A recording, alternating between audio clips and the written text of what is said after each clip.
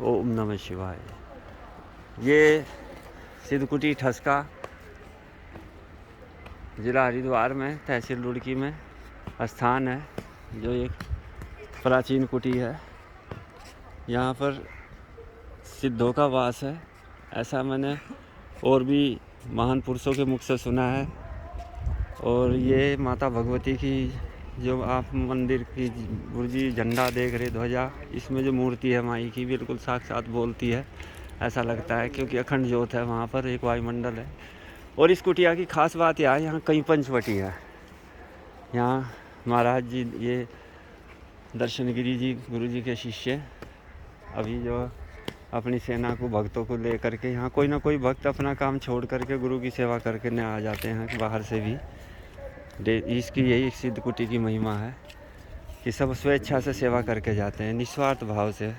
भगवान कृष्ण का गीता में कही हुई बात कि निष्काम कर्म कर अर्जुन, तो ये सभी उसी ज्ञान से सत्संग में प्रेरित होकर के ये जो कंडे हैं, ये कहीं बेचने के लिए नहीं, गुरुजी के धुने के लिए हैं। जो यहाँ पर नीचे धुने हैं, इसमें यज्ञ चलता है और हमेशा अग्नि रहती है। ये आज भी प्राकृतिक उसी पर चल रही है। हालांकि सुविधाएं भक्तों ने यहाँ सिलेंडर वगैरह गैस की और सब दे रखी हैं, लेकिन फिर भी महाराज जी जो है एक अपनी प्राकृतिक उस विरासत को भी बना के रखते हैं।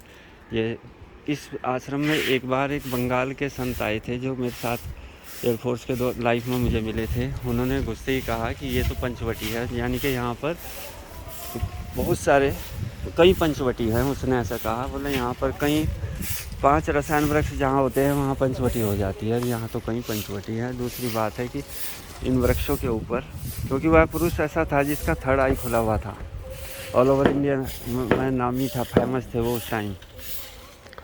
तो मेरा कहने का मतलब है कि उसने जब ये बात कही तो मुझे भी जानकारी मिली कि सिद्धकुटी किसे कहते हैं या पंचवटी का क्या महत्व है। कि 5 रसायन वृक्ष जहाँ हो जाते हैं, उनमें जो है कुछ ऐसी महान सिद्धों की आत्माओं का बसेरा हो जाता है। उसमें निकलने वाला जो वाइब्रेशन है वो कई गुना भक्त को फ़ायदा करता है। मंत्र की सिद्धि भी तुरंत मिलती है, परंतु सिद्धि की तो जहाँ ज़रूरत ही नहीं है, जो क्योंकि ये निष्काम यज्ञ भाव से कर्म करने वाली कुटी है कि नेकी कर दरिया में डाल, सब कुछ परमात्मा ही कराने वाले हैं। वही हम तो केवल साक्षी मात्र हैं, बहाना माध्यम मात्र हैं। शरीर माध्यम है, प्रकृति और पुरुष दोनों ही बरत रहे हैं।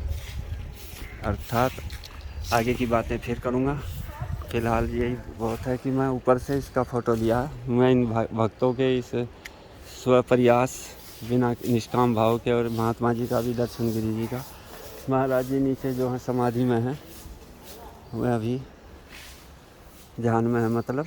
और 2 उधर भी समाधि हैं, जो ओंकारगिरी गुरु महाराज और एक भोलागिरी गुरु महाराज, 2 बड़े सिद्ध पुरुष है यहाँ गंगा यमुना के बीच में। यहाँ जिला हरिद्वार में यही एक सिद्धकुटी है। दूसरी सिद्धकुटी अगर कोई है तो गंगा भोगपुर से पल्ली तरफ गंगा पार है, जहाँ बाल भगवान रहते थे। यहाँ श्री 1008 श्री ओंकारगिरी जी और श्री भोलागिरी गुरु जी रहते थे उस ज़माने में।